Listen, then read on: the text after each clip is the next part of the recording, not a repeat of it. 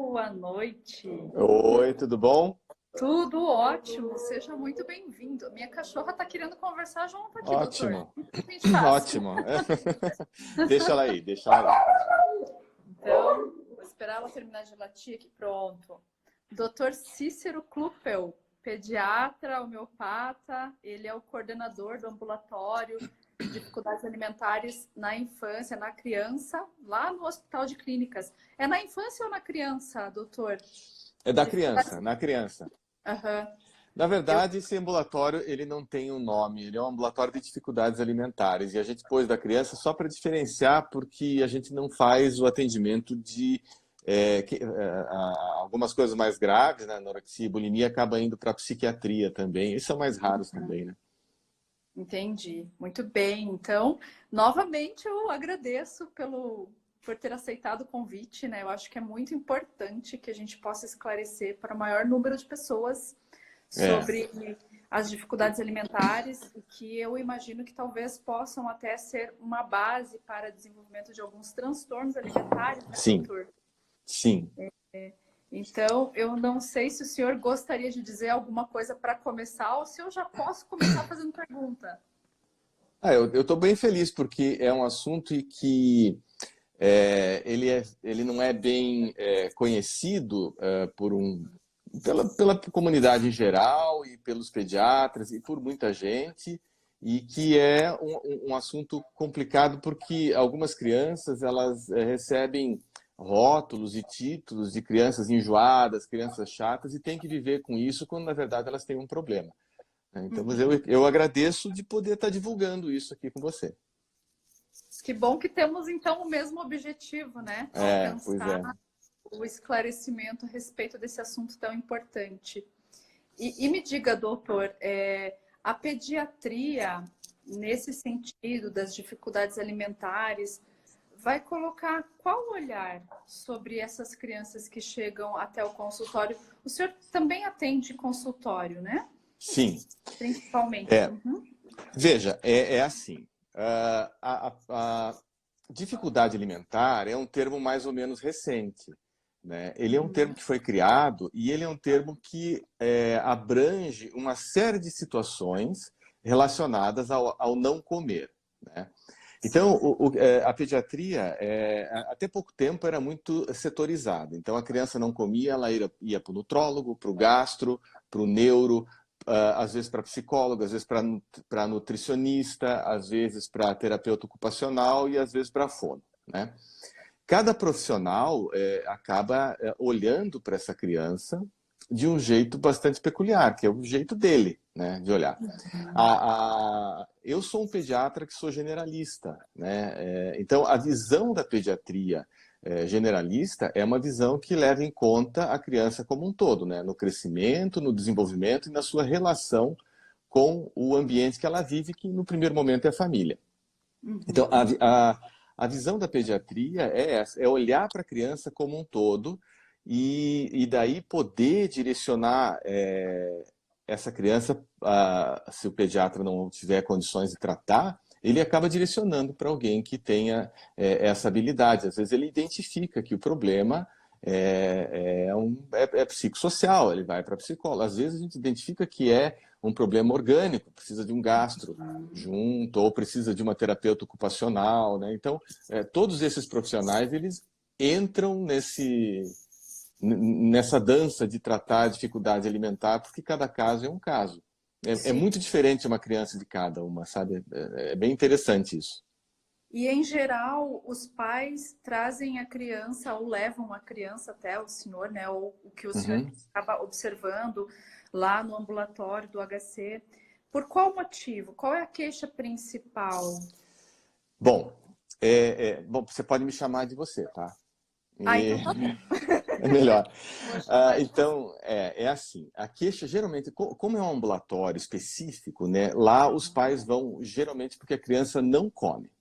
Então, eles já vão, porque a gente o HC é um hospital terciário, só chega nele quem é referendado. Então, você precisa passar numa UPA, ou numa unidade básica de saúde, o pediatra que atende lá, ou o médico de família, ele avalia qual a necessidade de um especialista e daí manda para o nosso ambulatório.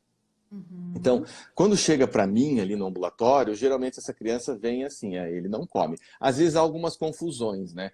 Como o HC ele é muito requisitado e a gente às vezes tem poucas vagas em outros setores, às vezes a gente pega suspeitas de alergia alimentar, doença celíaca, algumas outras coisas em que o médico ele aproveita que é uma brecha no nosso ambulatório e ele fala de alimentação e manda coisas da gastro. Mas daí a gente integra tudo, né? A gente conversa com a Lúcia, com a Denise, que são as médicas da GAS. A gente faz a gente consegue lá dentro do HC fazer um meio de campo, às vezes, para ir para quem precisa. E no consultório é interessante porque a gente sabe hoje em dia, se a gente perguntar para os pais se algum dos filhos não come direito, metade deles vão falar que não, algum filho não come. Então, a gente estima que 25% das crianças elas possam cair nessa queixa de o meu filho não come, o meu filho não come direito, né? Porque a dificuldade alimentar, ela abrange também a obesidade, né? O comer errado. Né? Sim. Então, no consultório, só que daí no consultório o que acontece? Às vezes a criança vem com uma queixa de ou atraso de desenvolvimento, ou às vezes uma queixa orgânica de uma dor abdominal crônica, ou uma queixa aguda, mas sempre aparece a queixa que não está comendo. Né? Eu sempre brinco que as mães elas têm um software, né, de nutrição e um hardware de nutrição que são as mamas, né, que produzem leite. Então, esse programa, essa pulsão de nutrir na mãe, ela é uma pulsão que é primordial. Então, qualquer coisa que ameace a vida do filho, mesmo que seja aparente, para essa mãe é sério. Então, quando a mãe imagina que essa criança não está comendo, ela fica muito preocupada, né? E para ela, para o pediatra, às vezes não é uma coisa tão séria, mas para ela é. E a gente precisa valorizar essa queixa, porque é a partir daí que pode aparecer uma queixa verdadeira. Sim, inclusive agora entrando um pouco na questão psicológica, né? Essas queixas acabam se tornando verdadeiras, mesmo não sendo psicologicamente, Sim, elas podem se desenvolver sim, nesse sim, sentido, né? sim. A gente vê em trabalhos mostrando o seguinte, tem um trabalho bem interessante sobre piquíter. Piquíter é um termo antigo que fala da criança enjoada para comer, é uma tradução mal feita, assim, e a gente não gosta muito de usar, mas assim, é aquela criança que a gente chama mais propriamente, talvez, hoje em dia, de o seletivo leve. É aquela criança que escolhe muitos alimentos. E tem o seletivo grave, que daí é outra coisa. Mas no seletivo leve, essas crianças elas são tocadas pelas mães menos vezes de forma afetiva. Ou seja, quando a criança não come, essa preocupação da mãe gera na mãe algumas condutas, algumas preocupações. E essa mãe para de olhar para essa criança muitas vezes como um todo e passa a olhar para essa criança como um ser a ser alimentado. Aham. E Perde esse daí vínculo afetivo um pouco. perde muito do vínculo, né? Muito do vínculo. Tanto que o que a gente procura passar no ambulatório, porque a função desse ambulatório é treinar os pediatras novos, né, os residentes em pediatria, a lidar com isso, que é uma coisa que não tem. Eu fui aprender batendo a cabeça, né? E hoje em dia, até onde eu sei, no Brasil, existem 2 ambulatórios desse tipo, né? Olha só. Lá em São Paulo, o ambulatório do Dr. Mauro Fisber, da Patrícia, que é uma nutricionista também, que é vinculado ao Hospital Sabará, é o Pense, né? E o nosso ambulatório?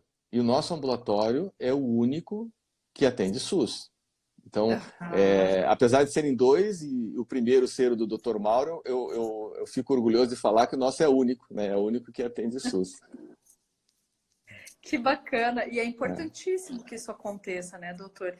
Sim. Formar esses novos médicos, esses novos pediatras, para ter esse olhar mais apurado, né? Sim, sim. Eu acredito muito que ali na infância, ali na criança, que tudo começa. Tem uma grande Sim. chance eu não sei se isso está certo ou não, mas o senhor pode me corrigir, você pode me corrigir Pode. ou orientar nesse sentido, né? Aham. Que de repente essas influências afetivas, alimentares, a forma como a família coloca a alimentação para a criança pode influenciar no desenvolvimento dos transtornos alimentares também, né? Sim.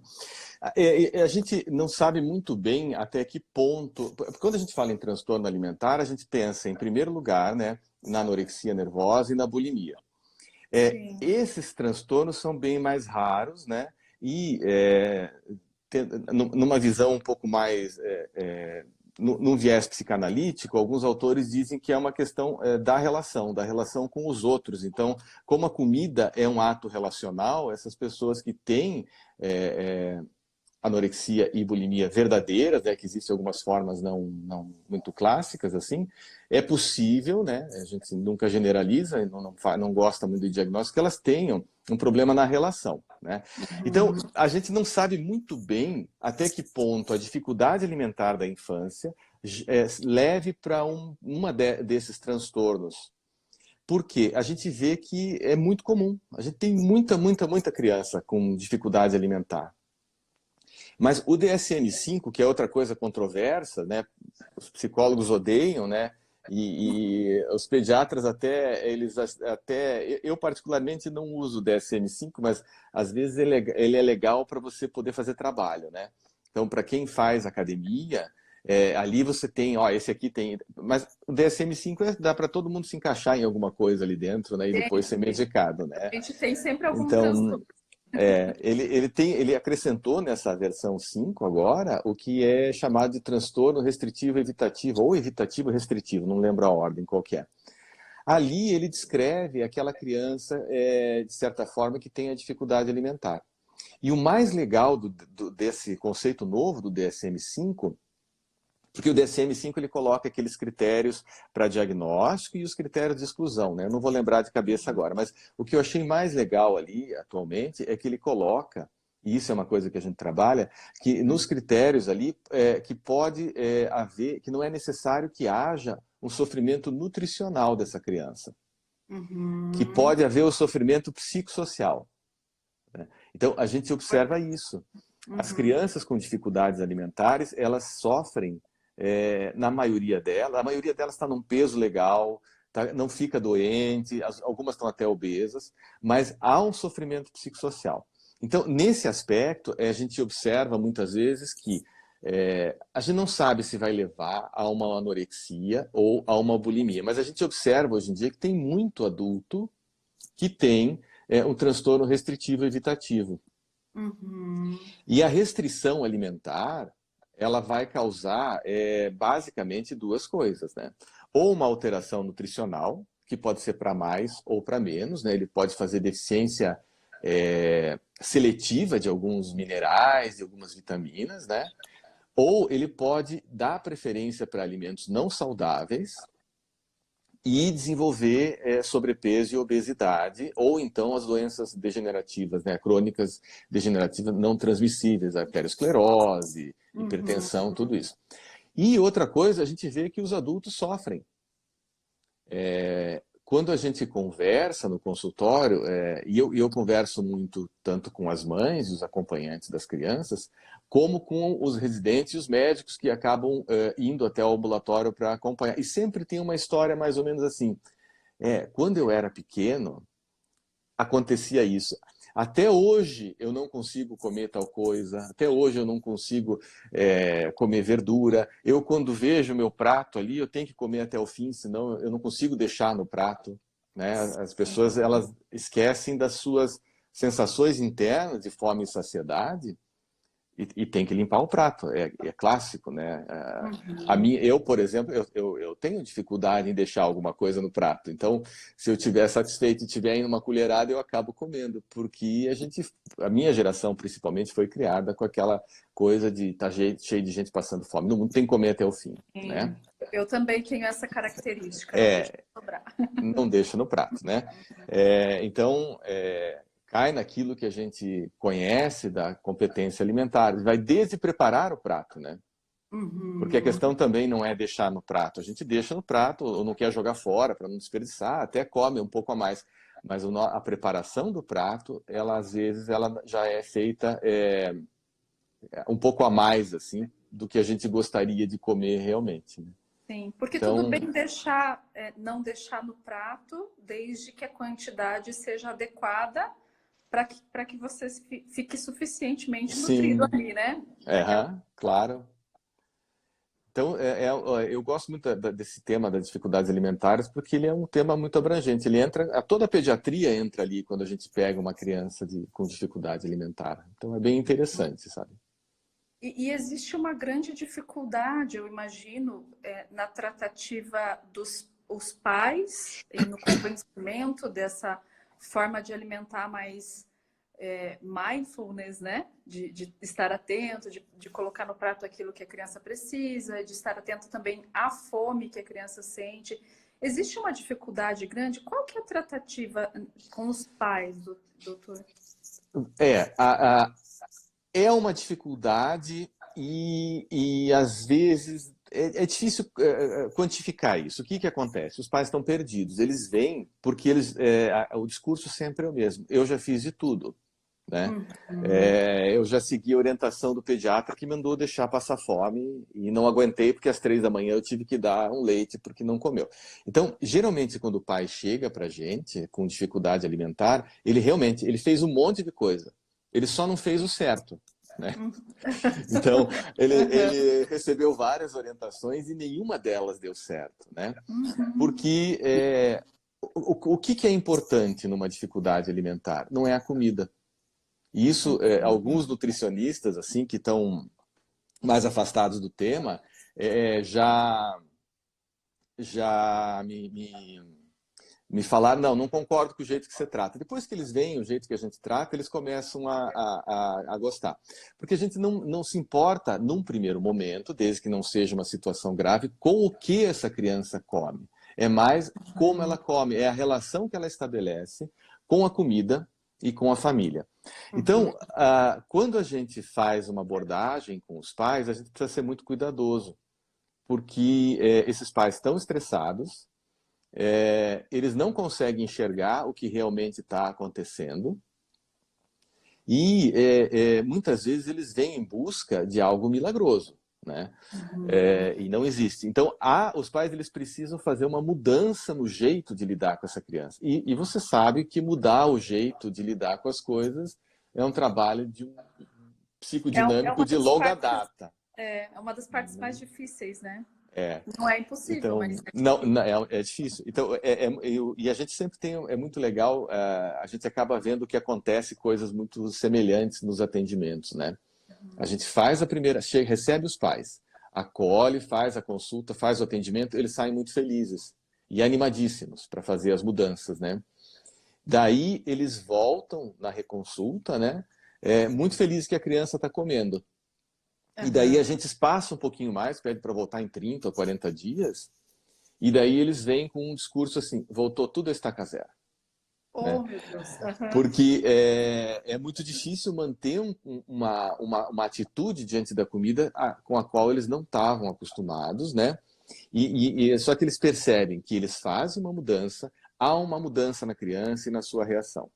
Mas daí eles se frustram porque as coisas voltam ao que era antes, né?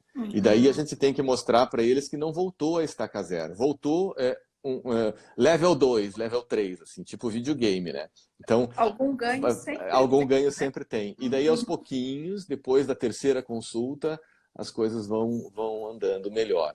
Mas eu percebo um sofrimento muito grande nos pais, nessa expectativa que os filhos comam. Às vezes não há problema e eles estão sofrendo. E isso faz com que a criança sofra também, né? Uhum. E essa exigência ou desespero, né, dos pais, talvez não seja nenhuma exigência, mas esse desespero por já ter tentado muitas coisas e de repente começa a funcionar e por um tempo, depois dá um passo atrás, mas não totalmente atrás. Essa é a parte mais trabalhosa. Qual é a dificuldade que, em linhas gerais, os pais comentam?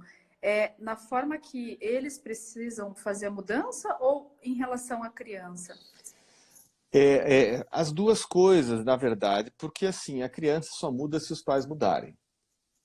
A criança ela é um sintoma do ambiente, né? A gente tem crianças, veja, sempre a gente tem que pesar aquilo que é próprio da criança e aquilo que é do meio ambiente, né? A criança vem com uma carga genética, mas existe a questão epigenética também, que é um estímulo que o ambiente deve dar, né? Então, a gente tem casos graves, né? Que são, por exemplo, crianças autistas, que são atípicas, né? Então elas são extremamente seletivas. E a gente tem casos onde há um erro de interpretação dos pais. Eles acham que o filho não come, e às vezes há aquele caso intermediário, onde a criança come mal por comportamentos e por atitudes, por angústias dos pais, né? Que tem medo que a criança, em algum momento a criança não comeu ou não ganhou peso, e daí eles passam a fixar nesse comportamento alimentar. Então, tudo na casa gira em torno dessa criança.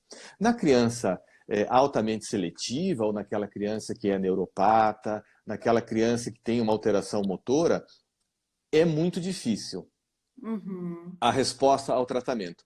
Mas, por um lado, a gente acaba engajando outros profissionais e os pais, de certa forma, eles se aliviam porque tem um diagnóstico, né? Essa criança, ela é seletiva porque ela é autística, né? Então, é sempre uma coisa muito complicada. E quando a gente tem um caso mais leve de erro de interpretação, a gente consegue mostrar para os pais e as mudanças ocorrem de forma mais lenta, mais suave também, né? Mas eles ficam mais... eles percebem a mudança e a coisa anda.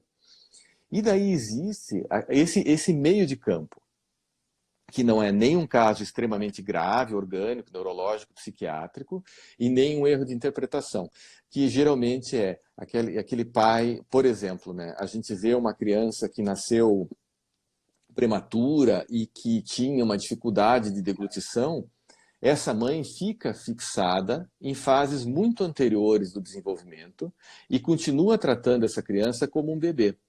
Então, é uma criança que às vezes está com 2 anos, e a mãe lida com ela com 2 anos, leva para a escolinha, conversa, mas assim, a angústia materna está lá atrás ainda, relacionada àquele momento que ficou fixado lá, daquele período que o Winnicott chamava de preocupação materna primária. Algumas mães não conseguem sair desse período.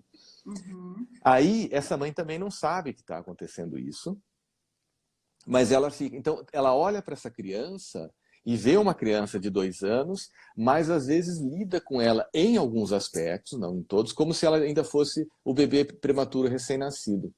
Então, esses são os casos que são mais difíceis de serem abordados, né, no consultório, no sentido de haver a mudança. Eles são casos que ficam muito claros para a gente, mas a mãe conseguir fazer essa mudança, entender que o filho cresceu, é uma coisa complicada.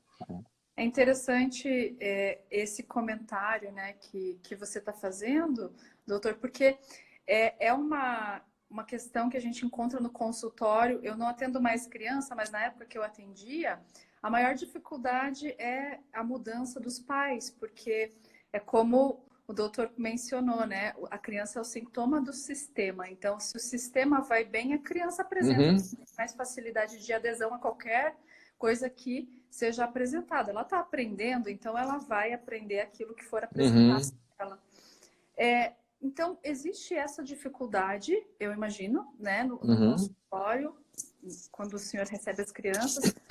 No meu caso, eu vou dar uma boa trabalhada nos pais, quando for possível, se houver abertura.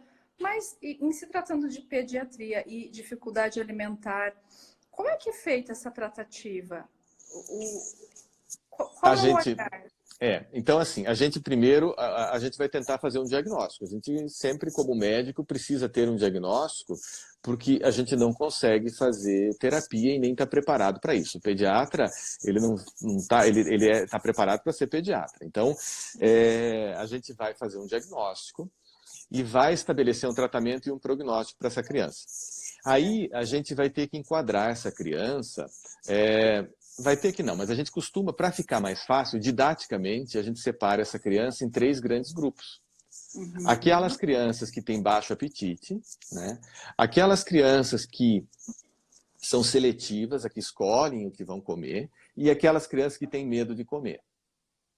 Cada um desses grupos, né, vai ser subdividido em erro de interpretação, uma situação mais leve, uma situação mais grave e uma situação orgânica, ou mais, por exemplo, né, a criança de baixo apetite que tem uma cardiopatia, ela tem uma doença pulmonar ou cardíaca ou gastrointestinal que diminui o apetite dela, uma doença genética. Então, esses são os casos orgânicos, né? Por exemplo, na seletividade, você tem os casos graves, né, da seletividade, que são crianças altamente seletivas, como as que têm um problema na integração sensorial, as crianças atípicas.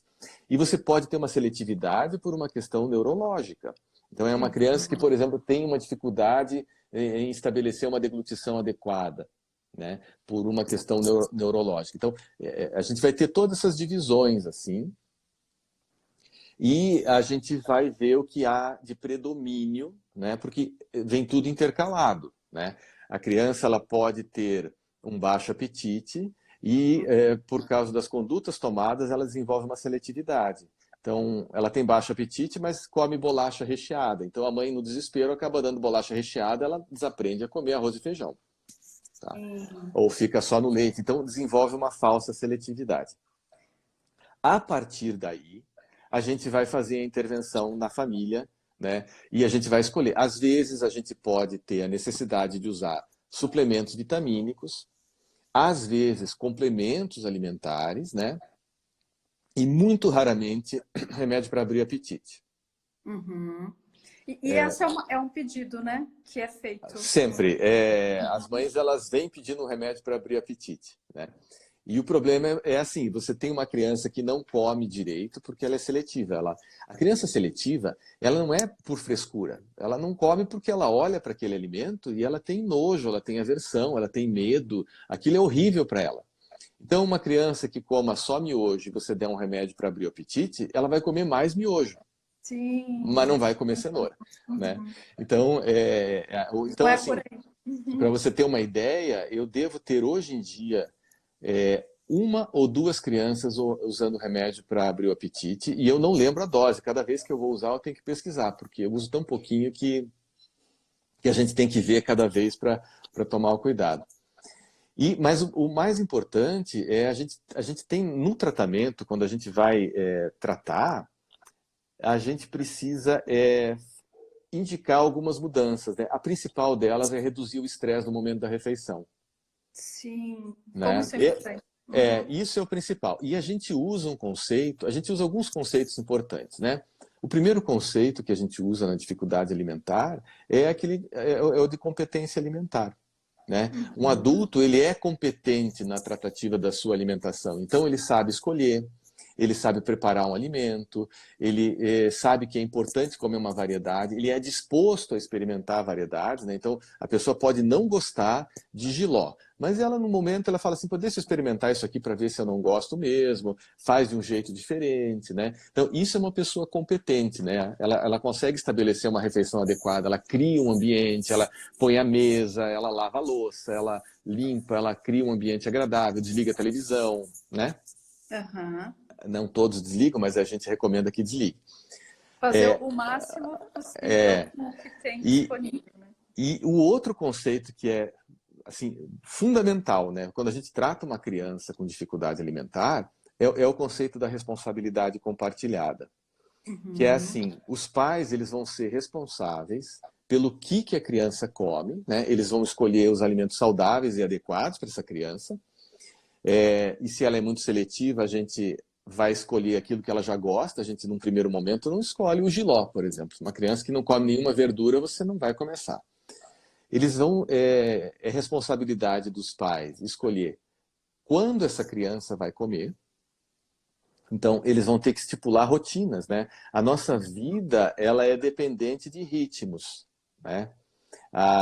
Todas as pulsões, elas funcionam em ritmos, né? Onde elas estão inibidas, né? Silenciosas, e onde elas aparecem. Então, a gente tem fome, saciedade, sono, vigília, alegria, tristeza, dia e noite. Então, toda a vida da criança e do adulto gira em torno desses ritmos, né? Então, isso de escolher quando é fundamental também, porque a gente vê os pais deixando os filhos fazer isso.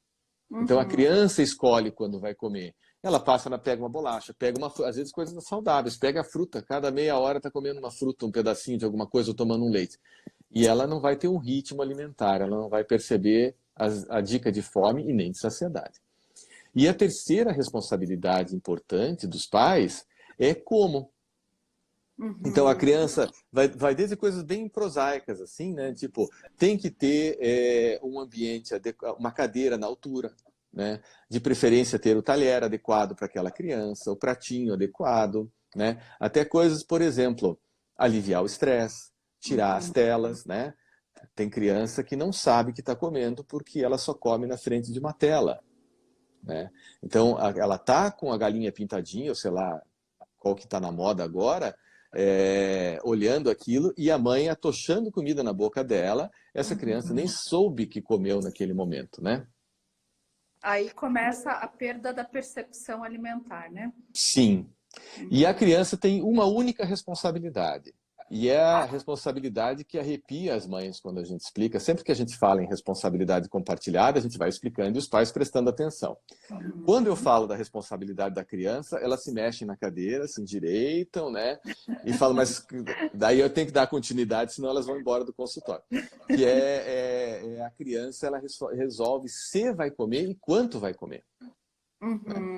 Então, e os pais vão ter que lidar com isso. Com a frustração de muitas... Oh, meu Deus, tá lá. Ó. Tem Oi? uma aqui, ó. Eles vão ter que aprender a lidar com essa frustração de não ver o filho comer naquele momento. E é muito legal isso, quando os pais conseguem introjetar esses conceitos e aplicar, eles vão vendo que vai dando certo. É muito interessante que quando os pais eles se colocam na posição adequada, colocam a criança na posição adequada, as coisas vão acontecendo sem muita... Ué, parece que deu certo, não sei porquê, mas deu certo, de repente começou a comer. Né? Daí me manda foto da criança fazendo bolo, né? Comendo a comidinha. Né? Então, isso é o fundamental. Porque nós adultos é que somos responsáveis por apresentar, né, esse mundo à criança mesmo. Se for apresentado dessa forma, vai funcionar. Vai funcionar. Vai funcionar. A fome, ela é uma pulsão que é necessária para a vida. Então, ela não se sublima, ela não essa energia da fome não parte para outro lugar. Ela vai ficar focada ali. Mas as outras coisas relacionadas à alimentação, o prazer, né? A oralidade, a questão relacionada às relações todas, elas são pulsões que podem derivar, elas podem desviar a energia.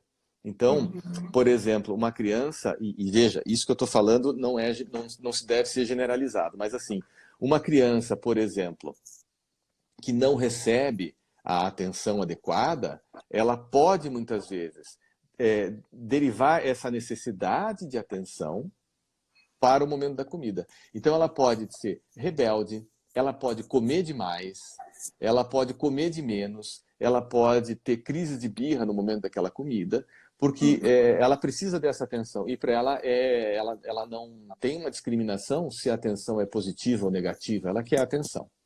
Mas isso não é todo o caso. Né? De alguma forma ela precisa ser vista e de repente ali ela encontrou essa atenção. Isso é bastante, o que eu falei é bastante genérico, assim, não se aplica a todo mundo. Né? Mas existem casos que são assim. E a partir... Pode falar. Não, é que eu vi que aqui uma pessoa perguntou, aliás, várias pessoas fizeram perguntas e uma delas, as pessoas estão elogiando o doutor aqui maravilhosamente, eu estou achando ótimo. Devem ter pacientes aqui, né, conhecidos. Eu avisei que eu ia falar hoje. Olha só. É por isso que estão elogiando. E tem algumas mães aqui comentando que os filhos têm dificuldade para comer na idade de 1, 2 anos. Um comia e agora não come mais, só mama.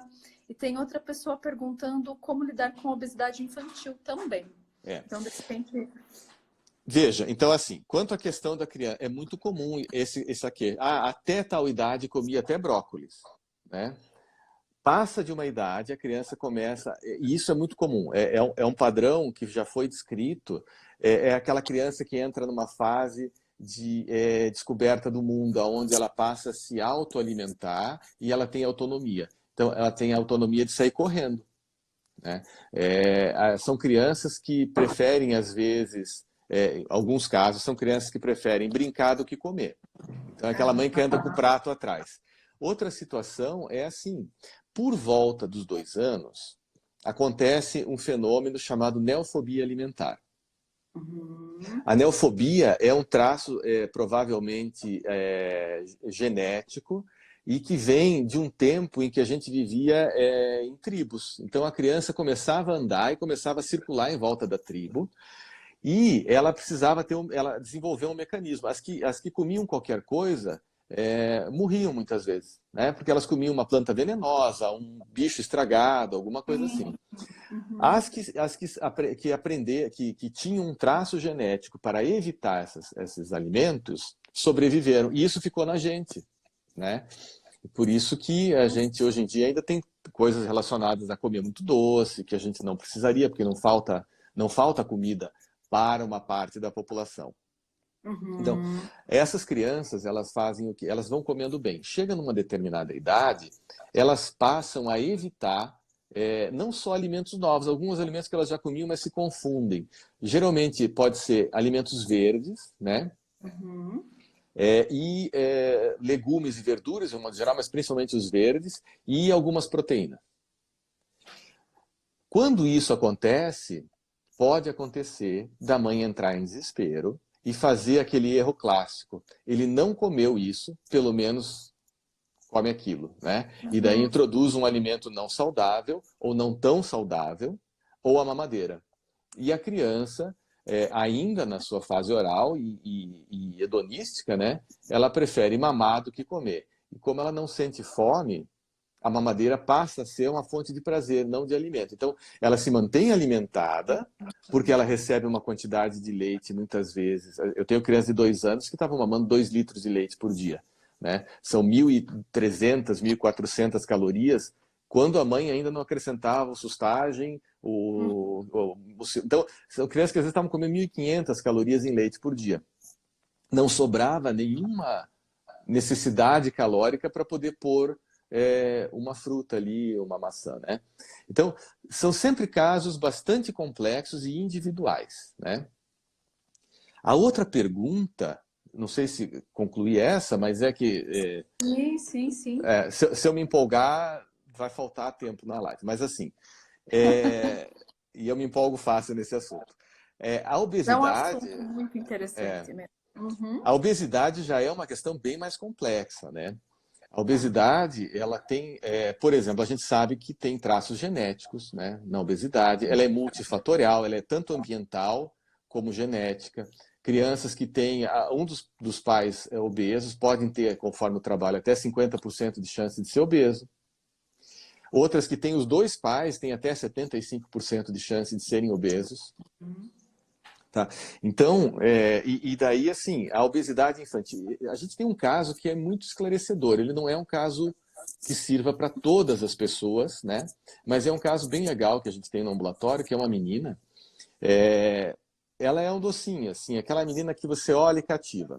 A mãe e o pai têm sobrepeso, obesidade, e a mãe procurando nutricionista e fazendo tudo muito certinho. Ela faz todas as dietas bastante adequadamente, só que ela está muito tensa em relação a isso porque ela não vê resultado. Então, o que acontecia com essa criança? A mãe preparava todos os alimentos dentro do possível adequadamente, mas a criança não conseguia parar de comer. Essa criança, ela fez amizade com a tia da escola para conseguir 2 lanches. Olha só. Você vê como a coisa é. A gente, passou, a gente aplicou o conceito de responsabilidade compartilhada, aonde a criança, ela escolhia se ia comer e quanto ia comer, né? Uhum. E ela comia, tentava comer bastante. E quando não conseguia, ela se escondia e comia. Para a mãe, ela foi escolher os horários, né? Ela deu o horário certinho, marcou, era uma criança um pouco maior, ela tinha 6 ou 7 aninhos, Uhum. marcou no relógio os horários que essa criança ia comer para dar um ritmo, né? Estabeleceu que não ia ter estresse e ela escolhia alimentos hipocalóricos, né? Então, ela não deixou livre, não escolheu só o que ela queria, ela escolheu o que a criança gostava de comer, mas com um caráter menos calórico. Sim. O que aconteceu? Num primeiro momento, essa criança sentava na mesa e detonava. A gente orientou que ela podia, inclusive, se servir. Só que ela ia se servir aos pouquinhos, uma colherada de cada alimento cada vez, depois ela podia levantar e pegar de novo. Quando essa criança voltou, a gente teve uma surpresa, porque ela cresceu e não engordou tanto. Então, o índice de massa corporal caiu. O que estava acontecendo com essa criança? A tensão em torno da comida era muito grande. E ela morria de medo de passar fome, porque a mãe estava fazendo dieta para ela, né? Nenhuma dieta de passar fome funciona, né? Aliás, é controversa a questão das dietas, né? Mas assim, quando essa criança recebeu a oportunidade de comer o quanto ela queria, essa tensão diminuiu. E ela passou a perceber fome e saciedade. Fome e saciedade. Então ela esperava dar o horário e comia, mas sabia que dali 3 horas, 2 horas e pouco, 3 horas e pouco, ela ia ter uma nova refeição. Então ela não precisava comer para o dia inteiro numa refeição, né? Nossa, olha que Então, interessantíssimo foi esse bem legal. tema. Muito Muito. interessante. Nem sempre a gente consegue aplicar para todos, mas é uma questão que, se a gente observa que há isso na família, funciona bastante adequadamente, sabe? E é Mudar o fácil jeito. observar, doutor, é fácil observar essa dinâmica familiar, porque Não. muitas vezes vem uma parte da história, né? Não vem ela como um todo, até porque os pais talvez não estejam enxergando todas as partes. Não.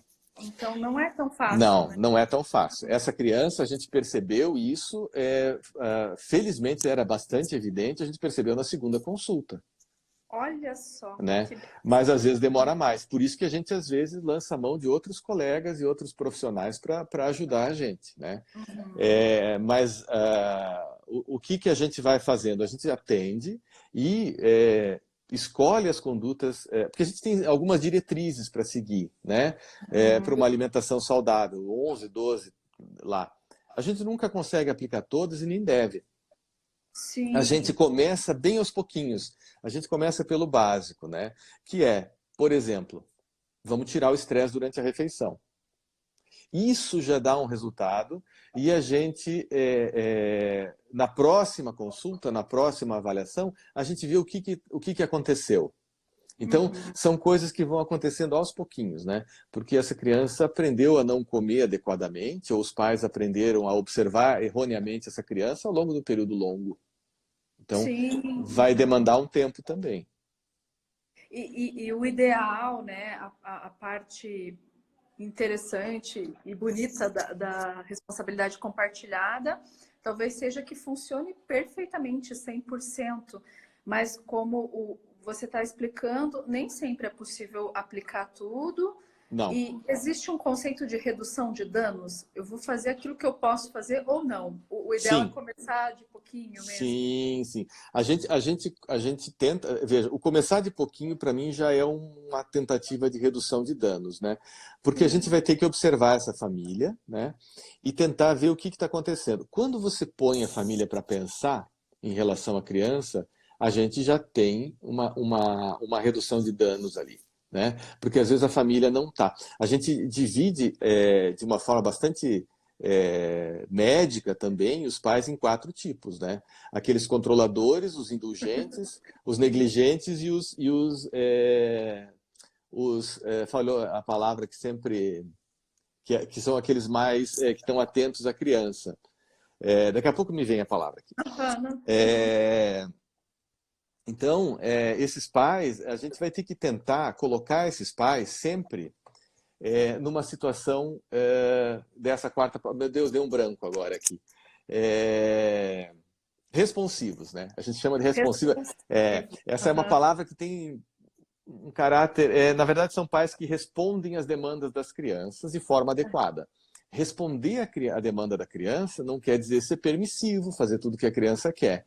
É você fazer aquilo que a criança precisa, né? Então, quando uma criança pede uma bolacha recheada, o pai vai responder a isso, não precisa ser dando a bolacha recheada. É colocando os limites adequados, né? É colocar limite nessa criança. Então, quando a gente consegue as intervenções e trazer os pais para e todos os pais têm comportamentos dos 4 tipos, inclusive negligentes. Tem horas que os pais estão tão cansados que eles... não me incomode, né? Não, estou na pandemia, já estou estressado e... Né? Então, assim, não é errado ter um comportamento negligente desde que ele não seja o predominante. Sim. Então, a gente vai trazendo esses pais, né, para mais perto de um comportamento responsivo. Né? Então, isso reduz bastante essas questões, não sei se é isso, da... Opa! Né?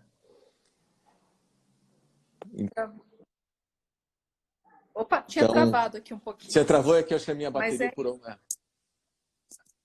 Mas esses pais negligentes, por exemplo, né? Eu imagino que os negligentes clássicos procurem menos. Não, os negligentes clássicos não procuram. Esses pais... É algum pedacinho negligente que ele apresenta. Isso, é um pedacinho.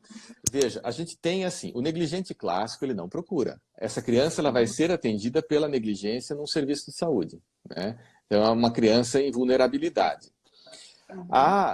Aí existe uma outra questão daí que é muito comum hoje em dia e que são os negligentes que são terceirizadores.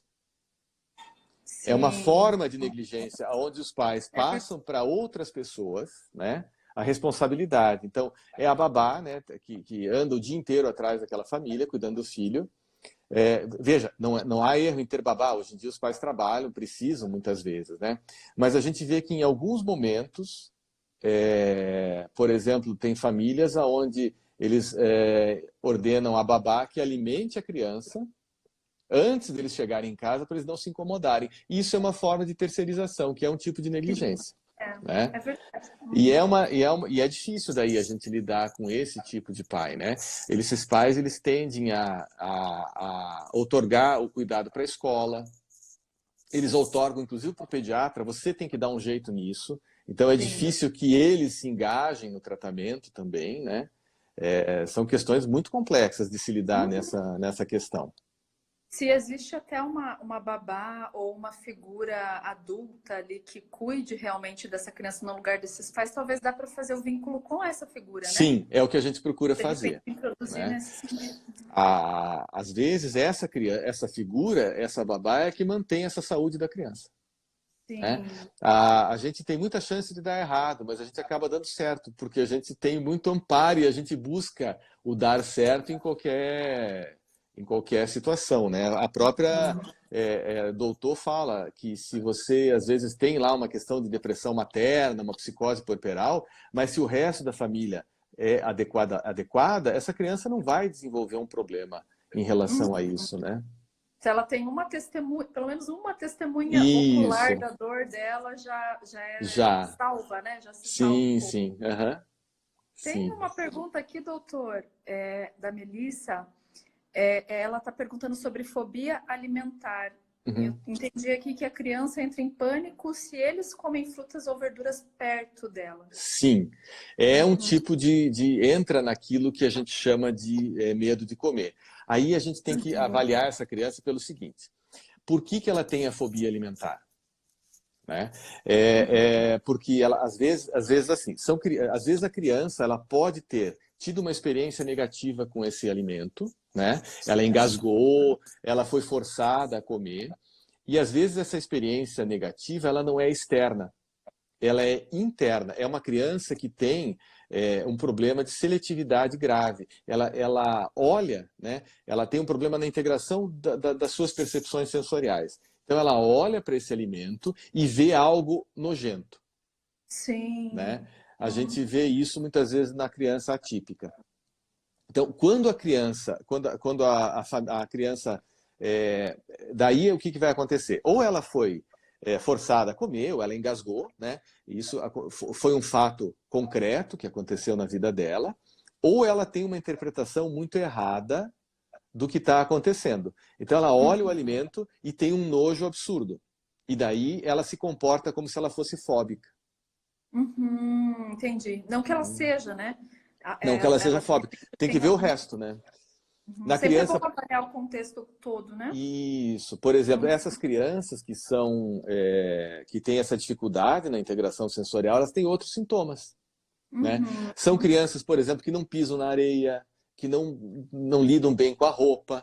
São crianças, muitas vezes, por exemplo, quando o estímulo vestibular, né, aquilo que dá o equilíbrio para a criança, ele é precário, essas crianças não conseguem parar quietas. Porque como esse estímulo é necessário, elas fazem o quê? Elas pulam o tempo todo. Então, sempre pulando porque elas precisam de um tipo de estímulo, né? Então, e daí essa integração com os outros estímulos é uma parte complexa que eu não domino bem, né? Porque isso quem vai ver são as terapeutas ocupacionais, para quem eu acabo encaminhando, né? Mas são crianças que às vezes elas têm questões relacionadas ao tato, né? Porque, veja, a questão vestibular é muito relacionada à propriocepção, que é a percepção da posição e do movimento, né? O vestibular percebe o movimento. A propriocepção percebe o nosso corpo, e ela está relacionada ao tato. E o tato faz parte da percepção do alimento também, né? Junto com o paladar. Quer dizer, é tudo meio embolado, assim, mas há como tratar isso, sabe?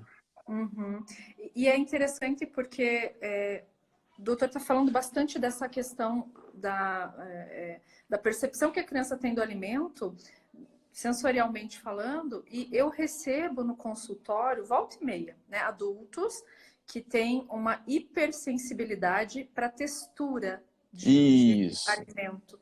E essa hipersensibilidade, ela também é emocional. Mas eu imagino que deva ter se desenvolvido, e eles relatam que na infância isso já existia, mas por algum motivo isso não foi percebido, né? Porque parece, é mimimi, é criança fresca. Isso é uma coisa muito interessante que você falou, assim, eu tenho uma dificuldade muito grande em separar o que é orgânico e o que é emocional, né? Parece que porque muito quando você dá uma topada numa pedra, você vai ter uma reação emocional muito peculiar. Alguns vão falar um palavrão, outros vão falar, meu Deus, outra vez, por que eu que estou topando sempre com a pedra, né? Então, e da mesma forma que às vezes você passa por períodos de tensão muito grande e desenvolve uma doença orgânica, uma úlcera, alguma coisa assim, né? Então, esses adultos que têm isso, às vezes, eles têm uma questão de integração sensorial. Eles não conseguem lidar adequadamente com esses inputs sensoriais. E daí o legal é isso mesmo, é você fazer um meio de campo, fazer o tratamento psicoterápico com ele e ter uma abordagem com alguém que lide com essa questão sensorial. Uma TO, por exemplo, algumas fonoaudiólogas fazem isso, né? Aí você vai juntando de um lado e de outro e você consegue uma resposta bem mais adequada. Como é importante esse trabalho multidisciplinar, né? Interdisciplinar. Sim, sim. Se o ser humano puder ser visto, né? Se a criança puder ser vista dessa forma, integralizada, ela vai funcionar muito melhor. Muito melhor, porque a gente não tem como separar, né, as coisas, por isso que a tendência hoje em dia, há uma tendência muito grande dentro da medicina em setorizar, né? Por questões técnicas, financeiras, a gente não consegue aprender tudo, mas tem um gastroenterologista, Kerner, que ele diz assim, que a dificuldade alimentar, preferentemente, tem que ser atendida por um generalista, né? Porque ele vai ver como um todo, né? Ele vai conseguir olhar aquela criança como um todo e colocar, né, na mão de quem for preciso para continuar e dar aquela atenção e servir como âncora, né? Então, a criança é um ser complexo como qualquer ser humano, né? Só que ele tem uma diferença, ele está em formação. E o que acontecer nesses primeiros 1000 dias de vida, e inclusive um pouco depois, né, vai ser o que vai ser essa criança o resto da vida. Sim. É o chão de fábrica, né? Depois vai Isso, fluir para O resultado da produção vai ser a partir desse chão de Vai fábrica. ser a partir daí, né? Então, a gente fala muitas vezes, não, ela está ganhando peso, ela está bem, está nutrida, mas quando a gente melhora essa relação dessa criança com a família e com o alimento, a gente pode estar prevenindo um monte de coisa. Primeiro, a gente pode estar prevenindo, assim, ela está indo bem, mas ela tem uma dieta inadequada, onde ela come muita gordura ou muito açúcar. A gente está prevenindo que ela não tenha uma doença crônica degenerativa não transmissível com 45, 50 anos. Então, esse colesterol vai ficar melhor lá na frente, a gente sabe isso. Mas a gente previne também que ela seja um grande neurótico. Ela vai ser um neurótico normal, como a gente, assim, sabe? Sem muito, com os nossos estresses, com as nossas angústias, mas vai ter um sofrimento um pouco menor do que ela teria, do que se ela não tivesse recebido uma atenção mais adequada nesse momento, né? Doutor, eu tô assim encantadíssima com o teu Que bom. conhecimento. Por mim, eu queria conversar aqui horas, mas nós estamos quase finalizando aqui o nosso tempo. Pena que é 1 hora só, né? A Melissa está agradecendo aqui, porque ela já fez a avaliação com TO. Não precisava de intervenção sensorial, talvez que bom. psicólogo. Então. Manda uma mensagem para mim, Melissa, que a gente pode conversar a respeito. Eu posso te indicar colegas que trabalhem com criança. E, de repente, posso te ajudar com alguma questão, né? Mas, doutor, eu gostaria, então, assim, agradecer demais, mas de coração mesmo, por ter aceitado o convite, por eu que agradeço. Um conhecimento importante para todos nós. Agora eu já quero levar minha filha para tratar com o senhor. Porque eu já gostei da tua explanação, de todo esse contexto familiar, da importância, né? E eu fico muito feliz que profissionais como você possam estar aqui esclarecendo e levando conhecimento a todos. Eu que agradeço a oportunidade. Eu acho que é importante as pessoas e os colegas todos a terem acesso a esse tipo de conhecimento. Obrigado. Obrigada. E obrigada a todos que estiveram aqui. Todo mundo está elogiando demais o doutor. E eu fico feliz de poder contar, então, com essa oportunidade. Obrigado. Uma excelente noite. E é isso, né, doutor? Quer falar mais alguma coisa? Não, eu só quero agradecer. Eu acho que eu tenho um problema de empolgação quando eu falo sobre dificuldades alimentares, né? Então vai longe mesmo, mas é um assunto que é importante e que traz mais conforto para a família e para a criança, sabe? É importante porque afeta muito as mães isso. E eu não sei se vai ter alguém que discorde comigo, mas que esse problema de se empolgar com o tema seja eterno, doutor, porque foi maravilhoso. Muito obrigada. Obrigado. Boa noite. Boa noite. Até mais. Até. Tchau. Tchau, tchau.